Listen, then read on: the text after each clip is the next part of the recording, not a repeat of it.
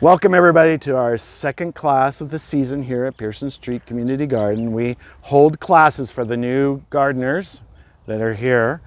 We do one every first Saturday, however not this month because it's too hot, and wherever we can fit it in. This class, we're going to start here in a second, is probably the most important of the year because it talks about what to plant for the fall. And in my opinion, this is the best season of growing here in Zone 9B or in the Phoenix area. It's my pleasure to introduce to you Melissa Peeples.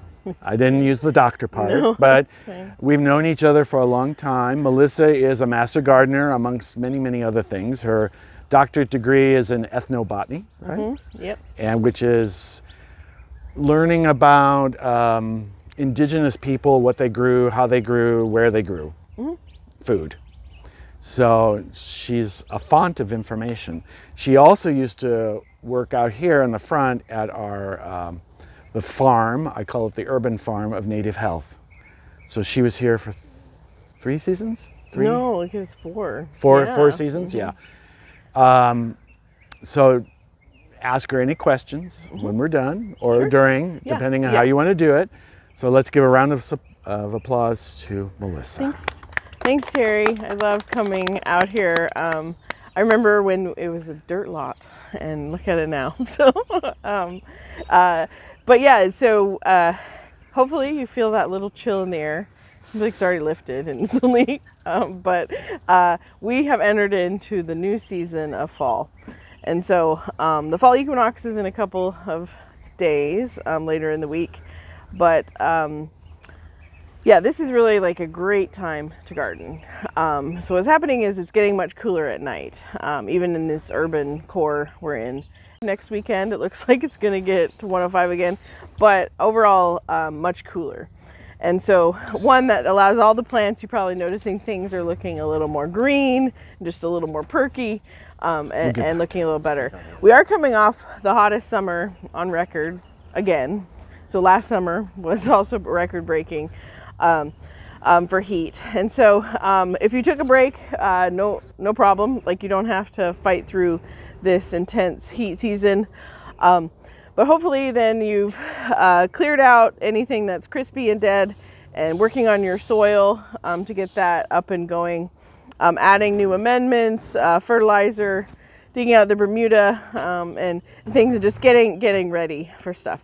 And really there's so much you can plant at this time, including thyme. And so why we like to follow specific rules of seasons. And so I mentioned that the days are getting shorter. And so really up until like the winter solstice at the end of December, every day is going to get shorter. And so we're losing light. We're losing a lot of sunshine. And so there's a lot of things that produce fruits like cucumbers, melons, tomatoes, peppers, all of those things that grow from a flower. They grow some kind of edible fruit. Those really need a lot of sunshine to produce. And so in the winter, more of the things that you're eating, the leaves, lettuce, kale, spinach, arugula, the leaves don't need as much sunlight. And so they really thrive in the cooler, not just the cooler weather, but the less sunshine weather. And so we're kind of chasing the sun. And so I see a lot of shade cloths are still out. I think a lot of those you could remove.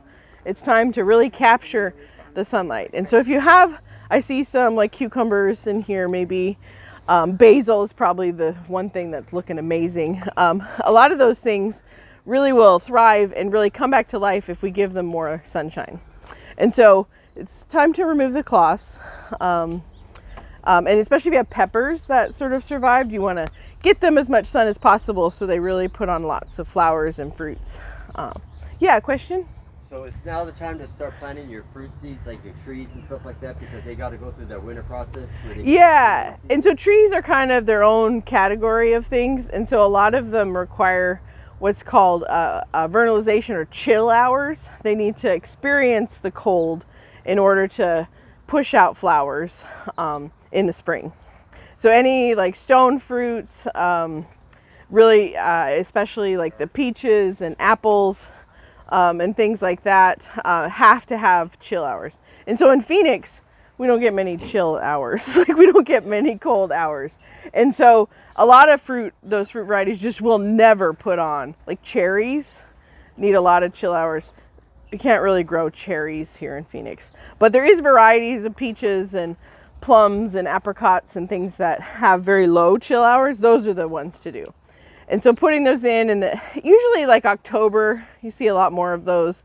Putting those in when it's still warm, so the roots start to grow, things too, if they're like an established tree. But most of those you're gonna find in the nurseries and to be able to buy in January and February. I grew 2 apple trees from seeds that I got out of apple surprise. Yeah. And I put it through the chill hours, the seeds to fertilize them, threw them in my refrigerator for, I think it was 6 weeks. Yeah. They fertilized and I grew 2 apple trees out of that. Okay, did they ever flower and produce? But I had to, in order to do it, you have to graft them. Yeah. Trees from 2 different types of apple trees just to produce. Right, yeah. And so in a lot of those, they may like sprout and grow into a tree, but they're not going to get the appropriate chill hours to actually flower and produce fruits. And so citrus isn't like that. It doesn't necessarily need the cold. And that's why the Phoenix area, we have a lot of citrus. And so the other reason to kind of follow the calendar and what to plant is the pests and bugs. So a lot of the more things that love the heat and the warm season, like the cucumbers or squash, once we kind of get to November, those start to get a little stressed out because it's just too cold at night. And when plants are stressed is when bugs attack. And so water stress, heat or cold stress, or just not quite the right conditions, then they get all the bugs. So anyone ever had aphids? I'm sure here, yeah. So yeah, all the time. So aphids are kind of the biggest indicator of, and ultimately it's not just, you have to treat the problem of what's causing the aphids. And oftentimes it's the wrong plant at the wrong time. And so following kind of the schedule of what to plant when kind of can eliminate that. So you're not trying to force something to grow when it's too cold or force something to grow when it's too hot. And so if you plant kale now, but you're trying to keep it alive and keep harvesting in April, it's going to be covered in aphids because it's just, yeah, it's just too hot for them. So you can do ladybugs or try to do that, but honestly, the best thing is just to remove those stressed out plants and plant something that is appropriate for the right season. And so as we kind of get, it depends. Sometimes in Phoenix, it never really gets cold. It can be 95 in November. And so those are great years for like tomatoes and peppers, but not, and great years for a lot of the cool season things we'll talk about. But sometimes it freezes in October. When this area in particular, I think because we're not as many buildings close in, the field out there would get frosts in October. And so any, if there was squash still growing, those squash leaves may get a little damaged. Not necessarily what's called a killing freeze, where like everything's dead, but when we dip below 32 degrees, all of those summer type crops, cucumbers, tomatoes, peppers, their leaves literally will turn black if it's below 32.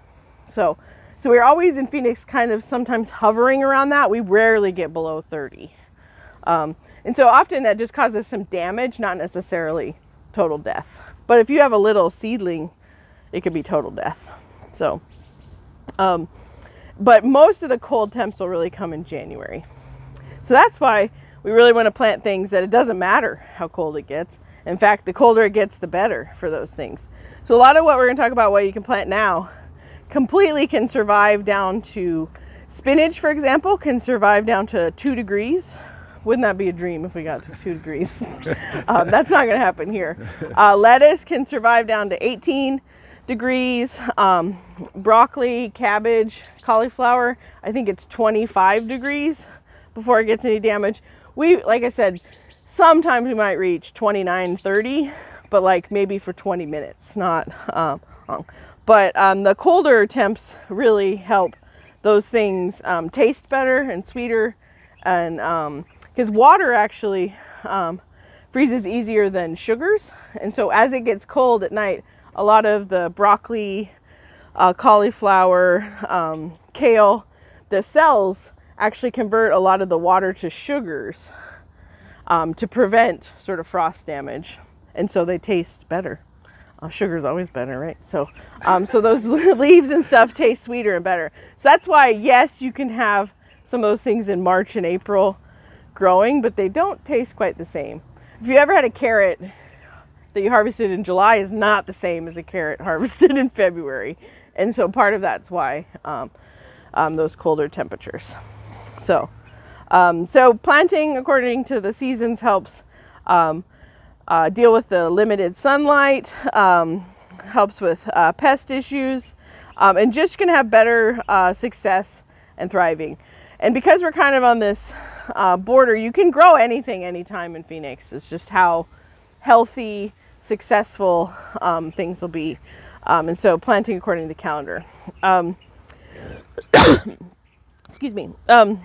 So a couple years ago I came up, so what do we plant this time? A couple years ago I came up with a little mnemonic device to remember what to plant.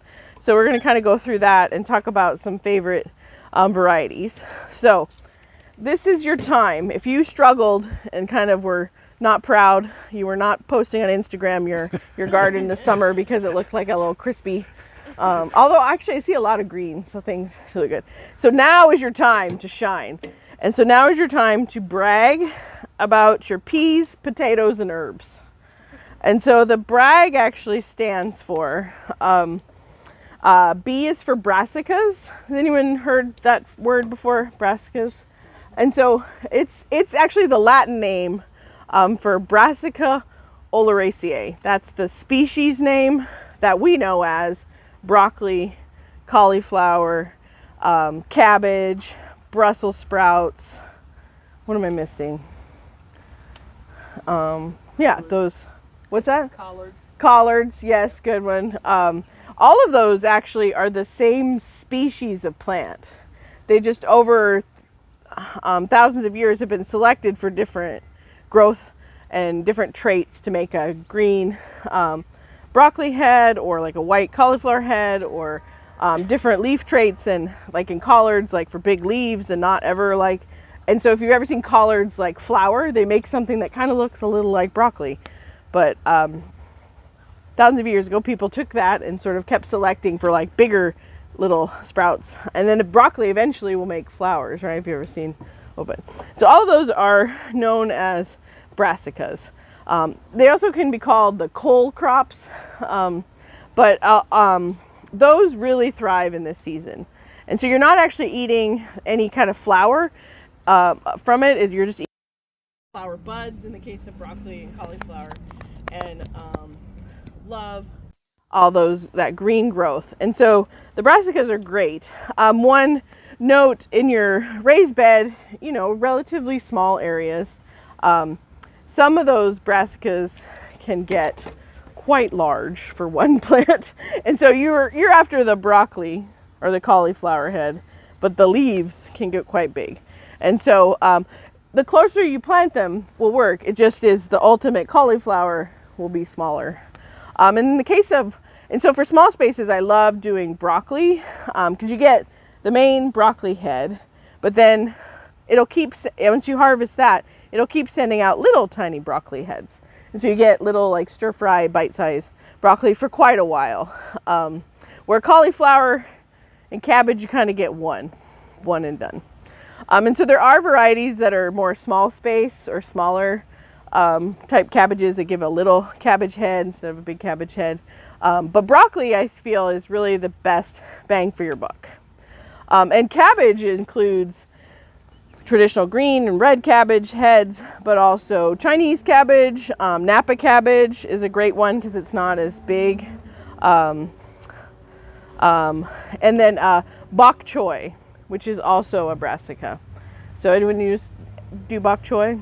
And Pak choy, bok choy. Yeah, bok choy is great. So there's mini bok choy that only are this big, and they grow fast. So it's a great option for the raised beds. And then there's bigger bok choy. And so kind of cabbagey in taste, very sweet, especially later in the winter. Dark green with like white stems, or sometimes dark green with light green stems. I know Lauren has grown a purple one. It's beautiful. I grow them every year. I grow the little guys. I grow the Shanghai bok choy with the green and the green petiole. Yeah. That's my favorite. Yeah, and so so in a space, you could take this much space of your raised bed and grow 1, 2, 3, 4, 5, 6 bok choy, no problem. Where you could probably fit 1 cabbage. So bok choy is a great option, and they grow fast. So you could plant bok choy from seed now, and then at the end of November, be harvesting and plant again, and get 2 or 3 rounds of bok choy. Where that for like the more beginner gardeners. yeah.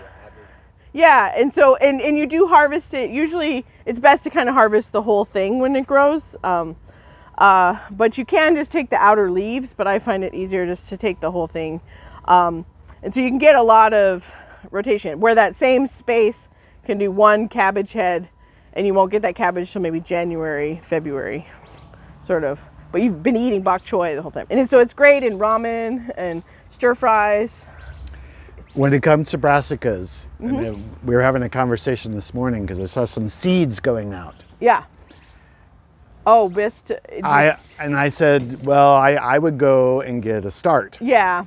So a lot of like bok choy is a great one to do from seed because it is so fast and it's ultimately a smaller plant.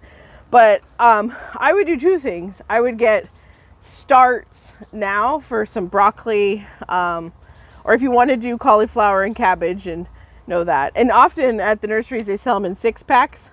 So you don't necessarily, if you did 6, you'd use half your bed just for the 6-pack. So find a friend who also wants to do broccoli and share it. And then you could also plant seeds in a different part of your bed, because you don't want all of your broccoli the same week. I mean, plant everything around eating broccoli for that week. But if you plant a start, you'll have broccoli in early December. If you plant from seed, then in November or in January, you'd have broccoli again. And so you kind of have broccoli throughout the winter rather than all in 1 week.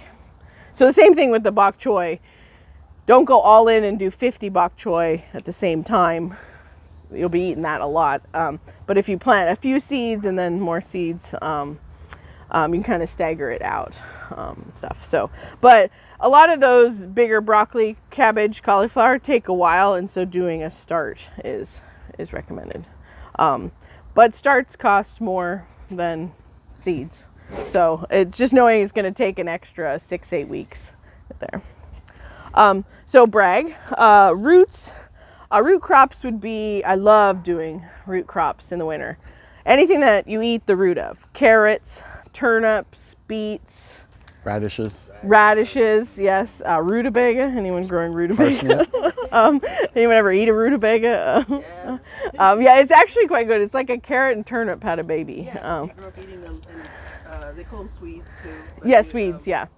And back in the South, they call them turnips, but it's the yellow fleshed one. And you can cook it with potato. You can boil it and mash it with potato.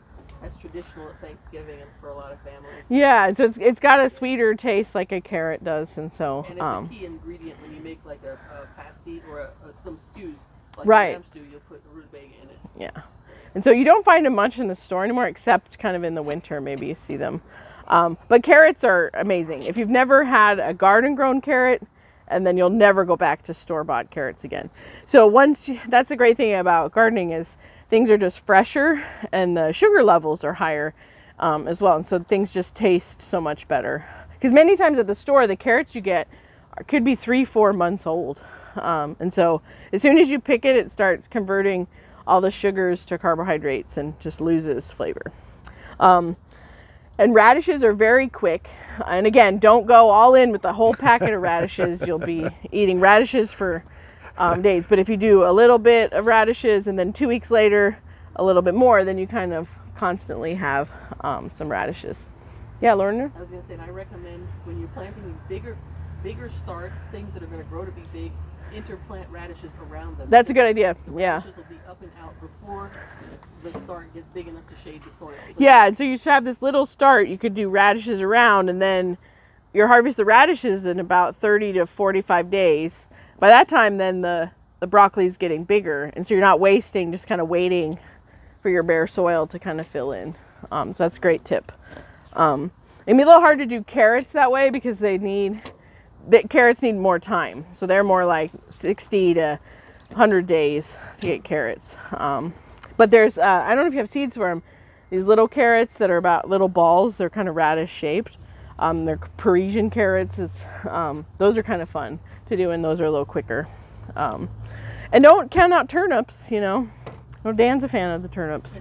Yep. And so in Bragg is alliums, and that is also the Latin name, the species name for onions and garlic and leeks. And so, do you have more Etoy onions? You didn't save them. No, I did. Oh, okay. I had them all packaged. I brought them this morning.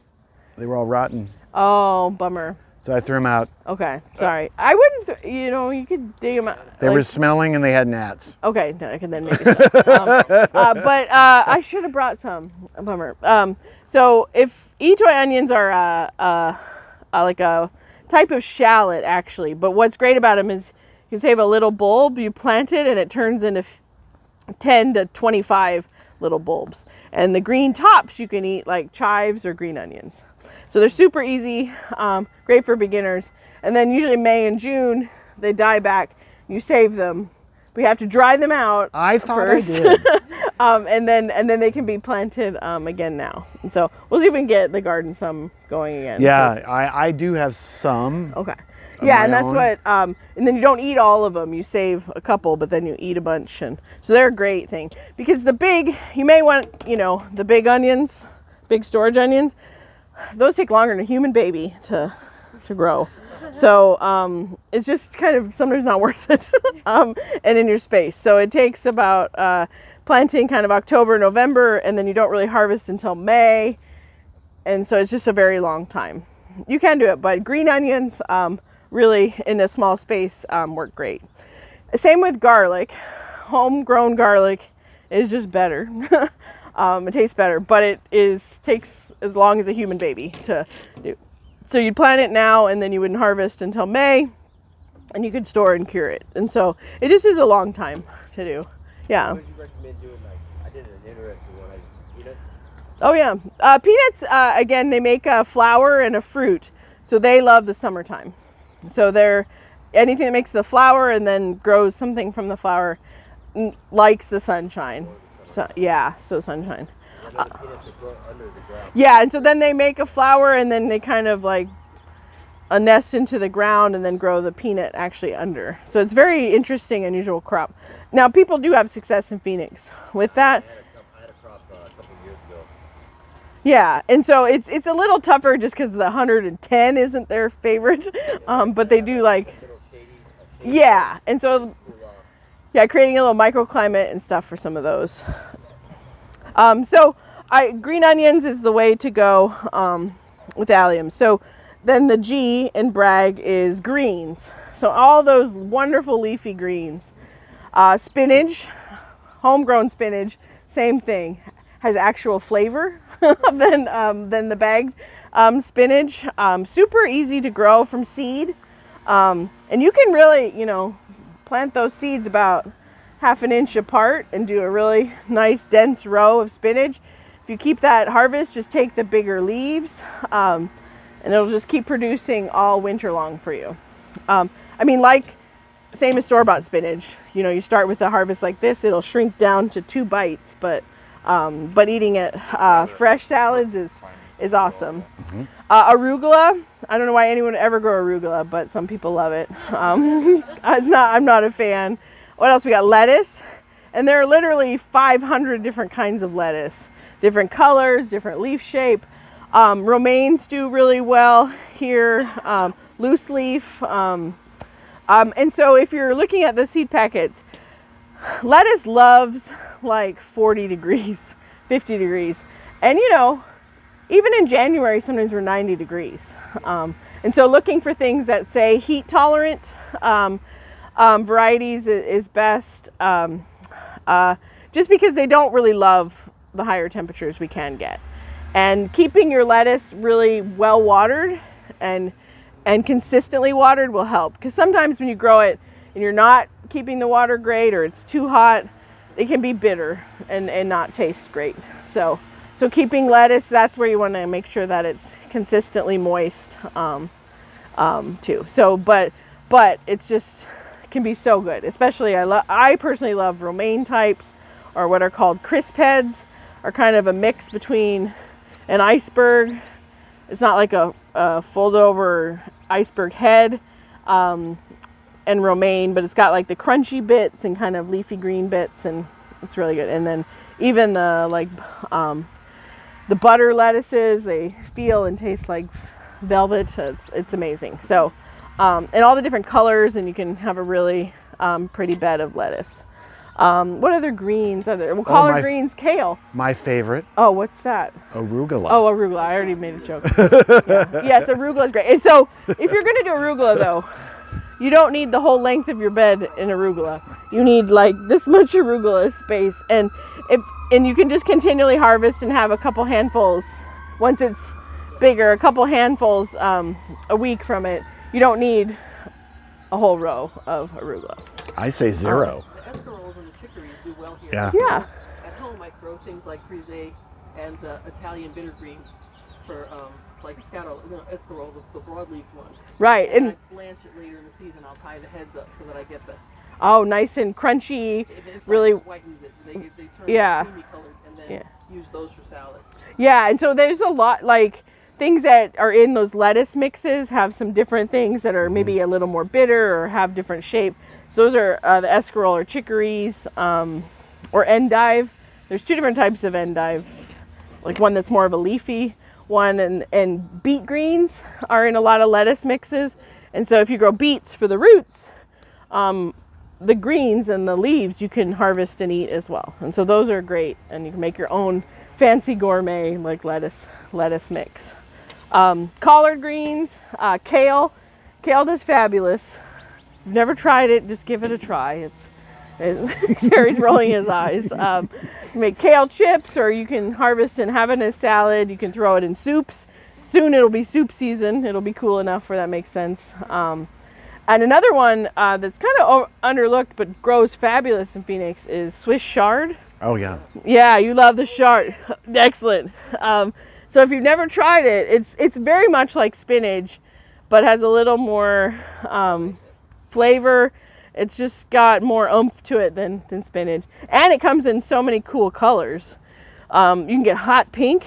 So the stems are like fuchsia hot pink, yellow, white, red, what other, just green and white too. And so it's very beautiful. So your bed is going to look beautiful. And it's a more heat tolerant green than some of them. So it oh really? Yeah. So yeah, it can survive all year. And so chard and beets are actually the same species. And so one is selected for the root and one is for the leaves. And so if you've ever liked beet greens and things, check out chard. And it grows a nice, beautiful big plant, and you can just continually harvest. You don't have to wait very long to get a harvest. So that's a good green. And then you can also brag about your peas. Now maybe people are growing green beans or black-eyed peas. Peas here means sweet edible peas. And so you can also do shelling peas, where you don't really eat the pod, you eat the big fat pea inside. That's how my son loves, just to open it and eat the pea. Or if you like more of a snap pea, where you eat the pod and everything and use in dips. Just look on the packet, because some peas grow like maybe 1 foot to 2 foot high, and some grow like 9 foot high. So you just want to be prepared, I guess, for what size. Pea or snow peas is another good one. And so if you want to keep the bird netting on and stuff, doing some of the shorter varieties is going to work better than if you end up with a really tall one. I know sometimes we've had you know, the peas are enormous. And so but fresh peas, again, same with the carrots, that same idea of the sugars being at their height, are delicious, fresh picked. So, and if you have kids that know, they love picking all the peas. You can grow potatoes as well. And this isn't sweet potatoes. I don't know, is anyone doing sweet potatoes? We had some over there. I dug a plant up yesterday and I didn't have any. Oh, no potato on it? No Yeah, potato so on it. sweet potatoes are a different species. They love the heat. They yeah. look green and love the heat. And you can eat the leaves of sweet potatoes. Well, I might do that. But if you're thinking like a red potato or a Yukon Gold, never eat the leaves of those. Those are poisonous leaves. But you can grow potatoes.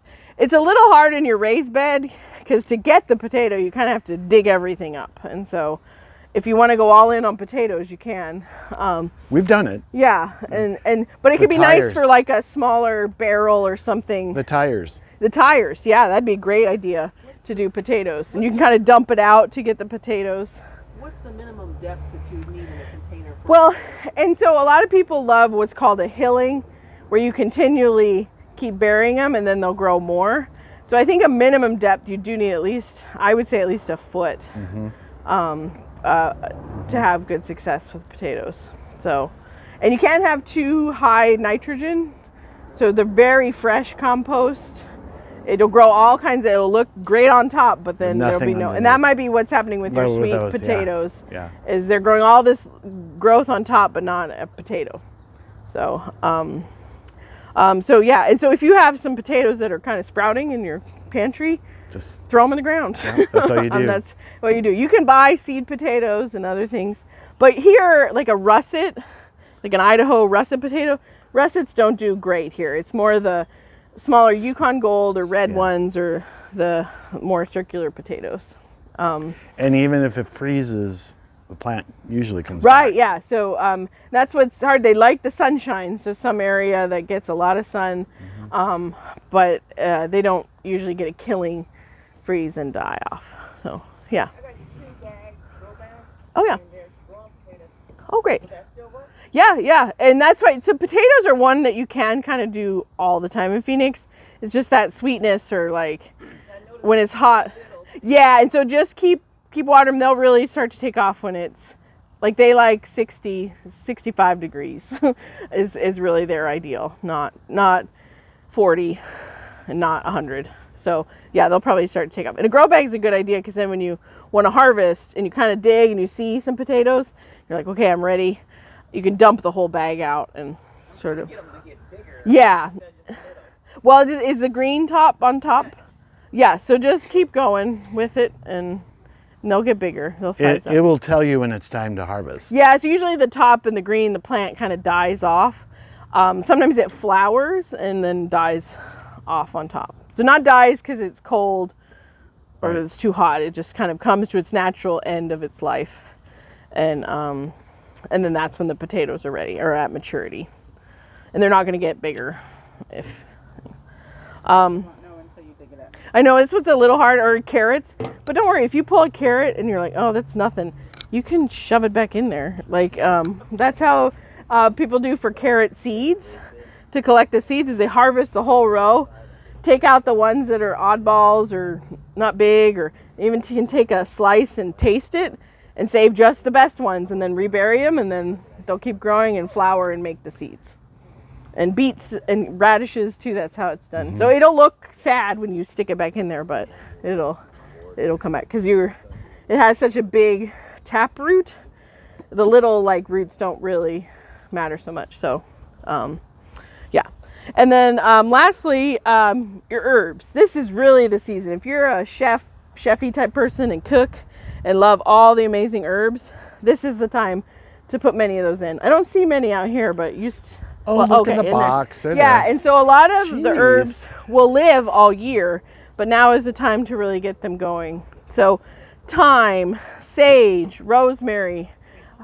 Basil loves the summer, and so you can plant new seeds. It hates 32 degrees. So if it gets to 33, 32, the leaves turn black and dies. So it's more of a summer one, but cilantro, parsley, dill, oregano. Fennel. Fennel. I know Lorna loves her fennel. Mm-hmm. You, Can I ask you about an herb I was trying to grow but have had very little success? I tried in a container. okay. Was sesame leaves. Oh, sesame. Yeah. I love them. And Yeah. they're supposed to grow so easily, but they never. They didn't. Okay. Yeah. Sesame. You can eat the leaves and the sesame seeds. Now I love this. That's more of a summer, spring. Yeah, spring, because it makes get the seeds, it makes a flower. It's a beautiful flower, and it's a really tall, and just we'll keep putting, and then it makes a little pod that's full of the sesame seeds. So I wonder if you tried and it was too cold. That's why. Somebody told me to put them in the fridge Oh. for a while. Well, and a lot of seeds do kind of like that. I don't know that sesame would, but if you just had like a jar of sesame seeds that you got at the store. Sometimes those things have been stored in warehouses that could be super hot, or they dry them industrially to get all the moisture out, and so then that's killed the living part of the seed. And so having sesame seeds for seed wouldn't have undergone that extreme heat or drying process. And so I have some of the seeds. Yeah. In a packet. Okay, but yeah, they do like, so spring is really when you plant sesame Oh. seed. So, but a lot of the lemon balm I see there, the green onions and chives, Anise. thyme. Who eats anise? Why do you like all these really? I- He likes all these really strong bitter flavors. That's No, licorice. it's cool. I've never grown anise. I don't know Oh, it's really pretty. much about that. It's a Lavender. beautiful plant. Lavenders can be really tough in Phoenix because it gets so hot. But Bay leaf. now but is the that time. takes time. Yeah, bay leaf's a tree. That'd yeah. be cool if you got one of those Yeah. here, because bay leaf does actually grow really well in Phoenix. Right around your house. Yeah. It keeps bugs out from your house. That's true, yeah, and so it's a good pest control even in a small garden space too. And that's what a lot of herbs have, very pungent flavor, and so it can kind of mask your plants from other bugs and they can't find them. And so growing basil, for example, is a great companion to have in there just for, and you can see those who have the flowering basil, the bees are loving it and loaded on that. So, and you could do the same as I was mentioning with like the radishes, like cilantro. Who doesn't love cilantro? Planting some and then 2 weeks later planting some more. And so you kind of continually have. And then once come January when it's big and mature, just continually keeping it harvested and you'll kind of have cilantro until it gets too hot. And then a lot of those herbs bolt. But the thyme, sage, oregano, I don't think I mentioned that one. Those things can live all summer too. Some, it might look a little rough, but just keep it, trim it. Like my thyme bush is like this big, but it looks pretty crispy, but there's new growth at the bottom. So today I'm gonna give it a big haircut and it'll come back. And so when you give those haircuts of those herbs, then you can dry them and then Christmas is taken care of. You can give everyone dried herbs. So yeah, so mints it's a great time to plant that. I would really caution against doing Yes. it in your garden bed. Mint grows great, almost too good from the roots and the rhizomes, and it will quickly take over the whole bed. And it's like the Bermuda. It's impossible to sort of get rid of every little bit. So mint is better like in a grow bag or one of these kind of pots. I don't know if you have any right now or A whole bunch. There's mint everywhere. and so where it is, good. So that's maybe better here at the garden, like a communal mint area. And there's like 15 kinds of mint. Spearmint, more peppermint. Apple mint is a really fun one. It smells and tastes like apple and mint at the same Chocolate time. mint? Chocolate mint. Some of them are like they're sort of developed for these different things. Strawberry mint is one I've seen. It does smell and taste like strawberry and mint.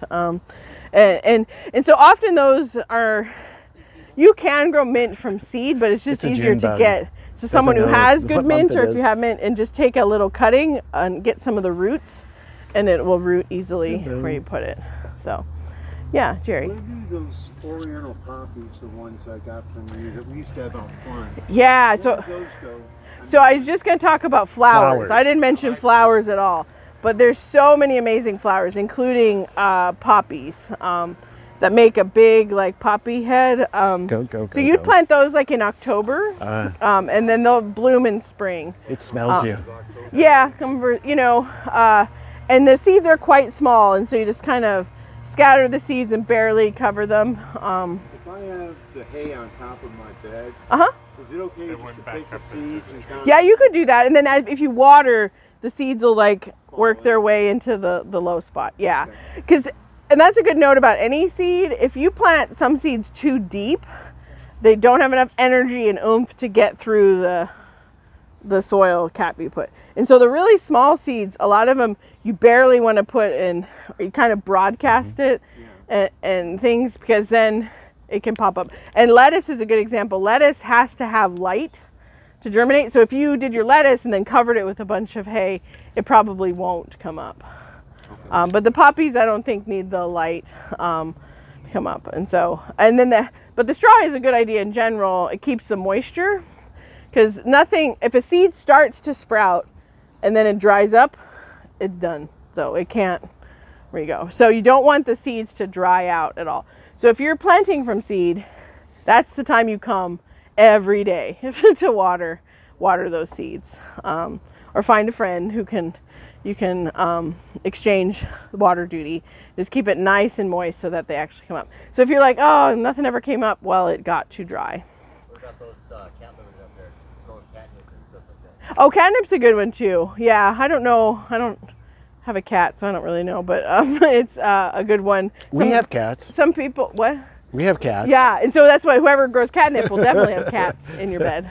I kind of try to avoid that because you don't want the stray cats too much in your bed, because then they can scratch as they're looking to go, and then you planted your seeds and they've scratched it all up. So, and then nothing's worse when you're digging in the soil and you're like, oh, Yeah. what is this weird thing? The present they leave for you. Yeah.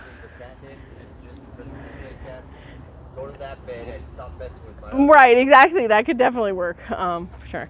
And so you remind me of another note about when you do your seeds.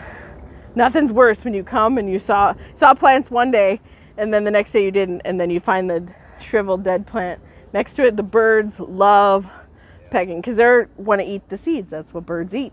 So it's more of a problem in spring and summer stuff because they love squash and cucumber and like the bigger seeds, but just they know you're working the soil and they're just there to peck and see what little bugs and things are there. And so covering with the hay, or I'm sure Terry has a whole stack of those seed trays.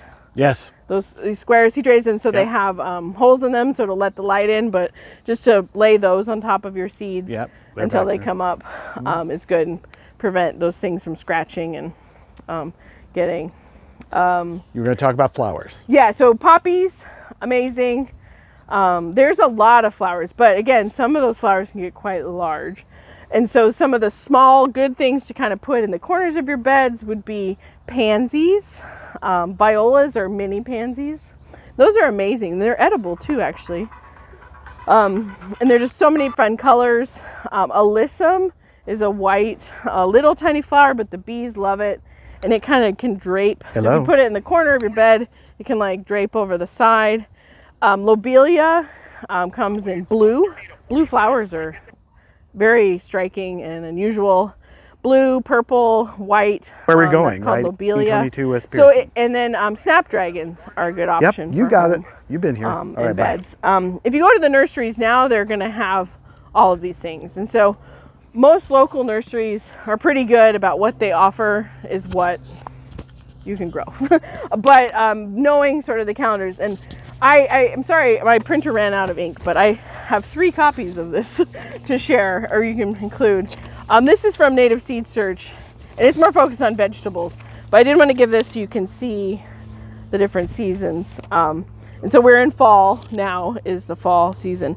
But yeah, so I'm going to pass these around, and then you can take a picture. You can find it on their website to download too. But it's a good sort of Arizona cycle, and why I like it is sort of represents. Is that on their website? Yes, it is on their website. You can get it as a PDF.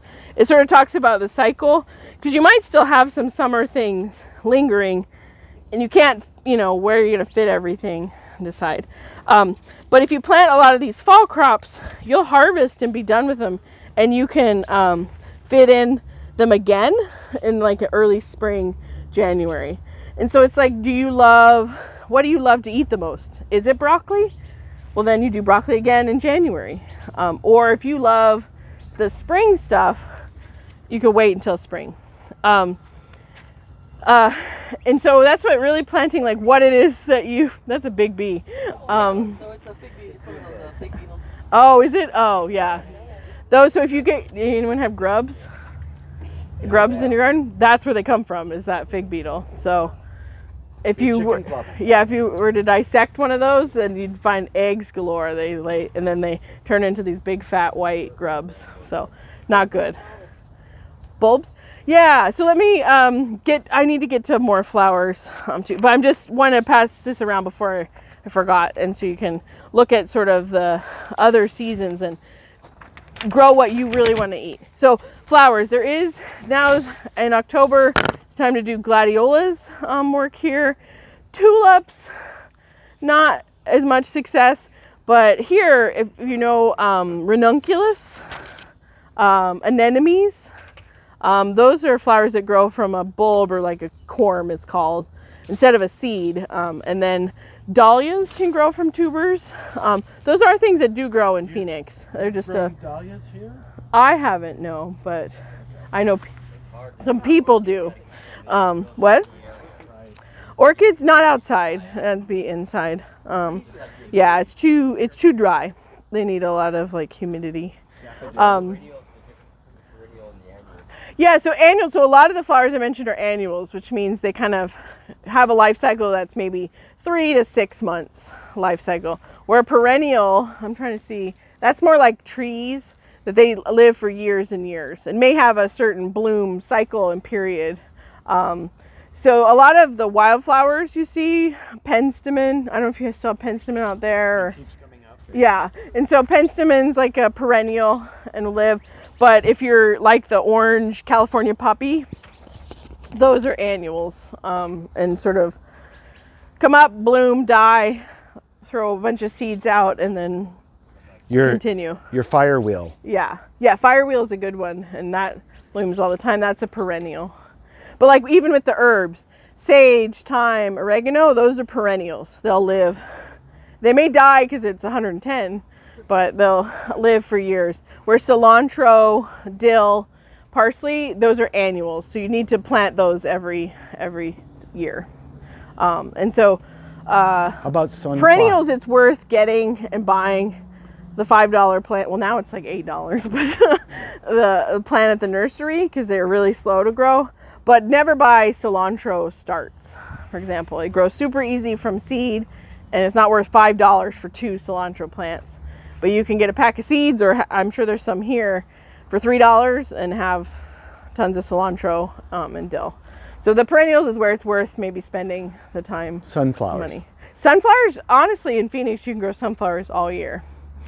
They may be slow to come up, like in January when it's cold, but when they're super small, they could freeze and die. But when they're bigger, you don't get much damage. I have had damage. I had a bunch that were just ready to open, and it froze. It was cold, and they froze, and only like the bottom part that didn't freeze opened.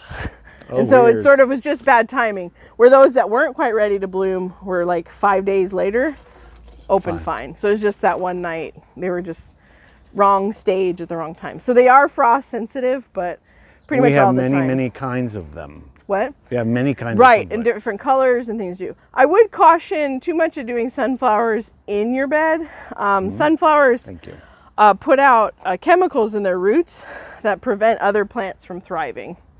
And so in the wild, that's great. That's how they can grow and get above all the other weeds and stuff. But in your bed, you're all sharing the soil. It's not the best. But like the planters and the tires and stuff, doing a sunflower Can you garden's a great dig it idea. out? Oh. Go ahead. What? Go ahead. How deep of a planter? So sunflowers, if you want the really tall or bigger ones, the deeper the better, because just they're, you know, they can fall over easily. I tried sunflower hymns last year, and they grew 18 inches, no time perfect, and then they just stopped growing. Oh, it could be, yeah, just the smaller the container too, the less. Oh, okay. Well, that could be, you know, hitting sort of clay and like hard pan, and maybe just not as much nutrients in a lot of the in-ground and stuff. Yeah, and so over time that can loosen up quite a bit. And it might depend on the variety. Some varieties can really dig through and loosen soil, and so people like to do it for that. And sunflowers too, they do, like what you see, this tall thing above ground, they need some vertical space. So if you plant those seeds really close, they're just all competing. And so maybe further apart spacing can help. And those, like in the Native Health Garden, they have the wild ones where it literally has hundreds of little ones. Those do really well in like in the ground and break up the soil because they have really strong tap roots. Because those are more of a wild kind that exist out, especially if you go up to Flagstaff this time of year, you'll see them on the roadsides. And so those are used to really poor soil conditions. Other flowers I'm missing? Nasturtiums, yes, great. That's a great one for your beds because they kind of vine and spill out over the sides. I know Lorna does it. And so nasturtiums have these big round, like they look like lily pads. They are edible leaves. Beautiful red, yellow, orange colors. I know Jerry's grown the variegated, where the leaves are green and white and really cool looking. Yeah, nasturtiums are a great winter flower. Any other ones? I feel like. Well, zinnia is summer. Yeah, zinnias. If you haven't planted them yet, I'd hold off. They are great for butterflies and habitat. Zinnias are they're related to sunflowers, but they come in purple, fuchsia, yellow, white, orange, amazing colors. But they love more summer time. And so I planted a lot like a month ago, and then all October, November, and then especially for like Dia de los Muertos, there's tons of beautiful They're a color. great cut flower. And they work great, Yeah. cut. And Calendula. Great cut flower for zinnias. Calendula is a great one. It's not a super huge plant, but bright orange, so it'll be so much beautiful color in the garden. It is medicinal. Calendula you can infuse in oil, the flower. It's antibacterial, antifungal, helps a lot with acne, eczema, any kind of rash and things. But it's just a really pretty flower. We have lots of those seeds. It's like a daisy. Yeah, we have lots of those seeds. It makes a lot of seeds, lots. so that's a good one. Starflower, is that the same thing as, they taste like cucumber kind of, the flowers? Oh, borage. Borage, yeah. So it's a star-shaped flower. It's blue, which is kind of unusual. Borage is a great winter one. The plant can get kind of big for your garden bed, but really cool. And the leaves are related to comfrey, which makes a really good fertilizer. If you just mash up the leaves and soak them in water, a really good fertilizer too. But the flowers taste like cucumber, which sounds kind of weird until you eat some, and then you're like, oh. They make tea out of it. Yes, and it's really pretty. We should grow some butterfly peas here. They're blue. Oh, really? Purple, they're like a bluish purple, and you can make a tea. And then if you add lemon juice, it'll turn purple. It'll be a blue tea, and add lemon juice. But it loves the summer. It grows throughout the summer, and it blooms now. No kidding. And so it's something Keep that in mind. you can do here. I had no success with violets. I love violets. Oh, yeah. I have somebody that gives me cuttings every year, and I got, Oh, so they're from here, like, so they have success. What kind of area? I had them in the garden bed, Uh-huh. and they died. Okay. And I had them in a pot, and They did. Yeah. Okay. Yeah, I don't know, but if it's someone local is doing it, what are they doing that's so good? Because I don't see a lot of violets. So Joyce great success with Joyce has violets. Joyce has violets in her yard. Oh, really? Everywhere? Oh, we'll talk to Joyce then.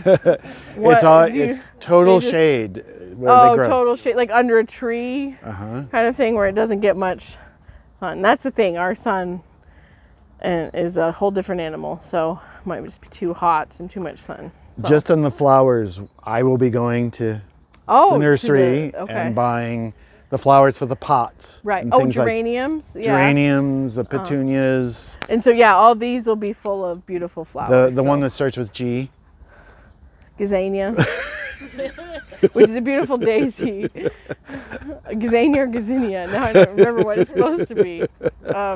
Beautiful daisy-like flowers that open in the morning and then they close. Yeah, and they come in all bright colors, orange, And they yellow, grew really well burgundy. here last year. Ray mentioned sweet peas, which is Oh yes, that's a good one from seed. And so it's not an edible pea, it's Right. actually poison. So don't eat a sweet pea flower. And so if you have kids, don't have your edible peas and the sweet peas, just keep it. But they have a beautiful pea-shaped flower, but they come in purple, pink, Red. lavender, red, and they smell amazing.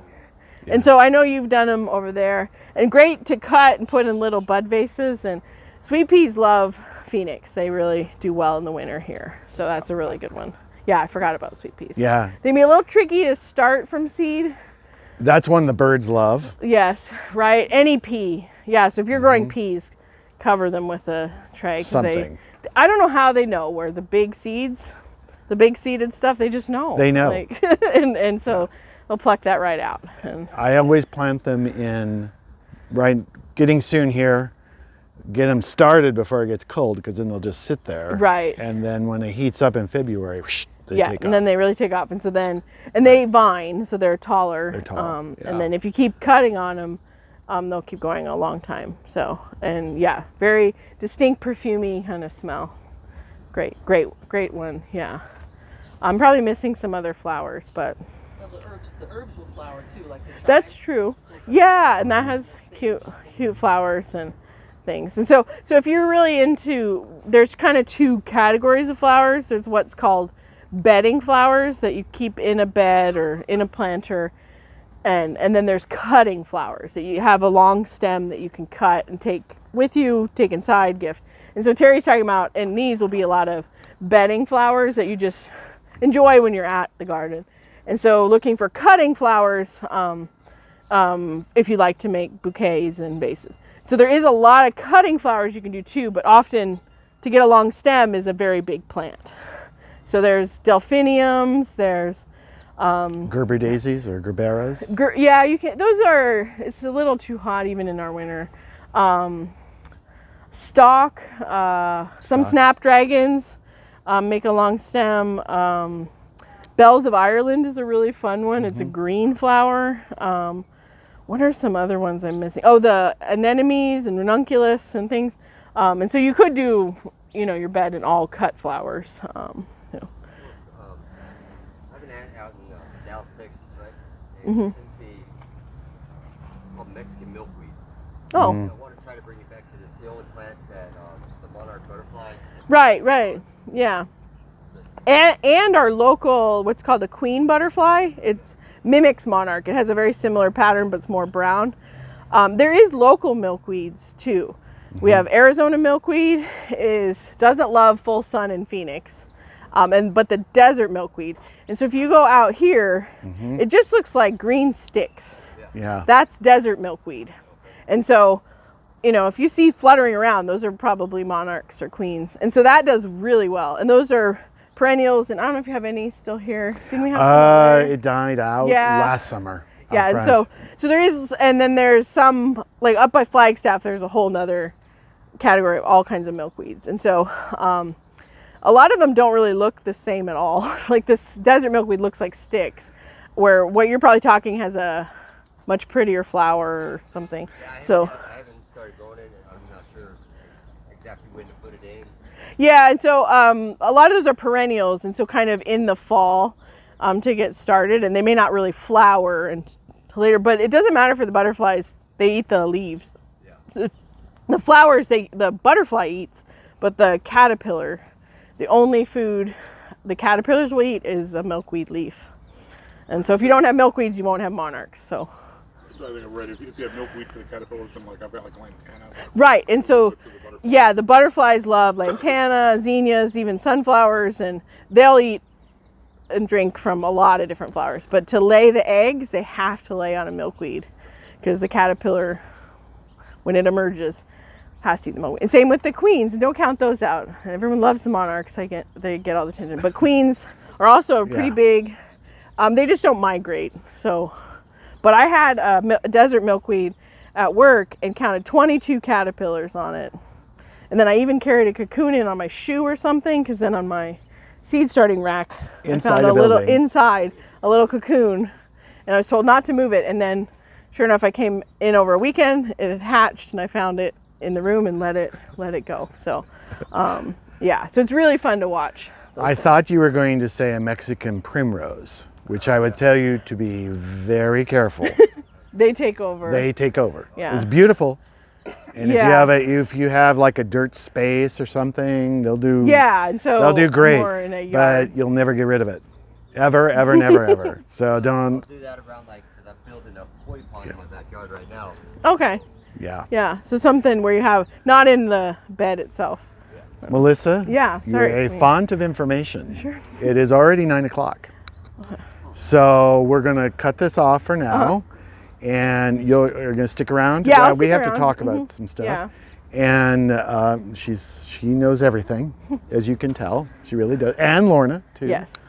Lorna and Melissa have taken classes with the Maricopa County Extension Service. They are master gardeners. Plus, they have decades of experience gardening. Combined. Yeah, combined. I know. I gotta be careful. Here. Yeah. But that, if you're new to gardening, it just gives yourself time and it's experience, And some people go, well, I do this and I do that. Well, don't get. You'll learn eventually, and just listen to what others say. Right. And that's what it's all about. Yeah.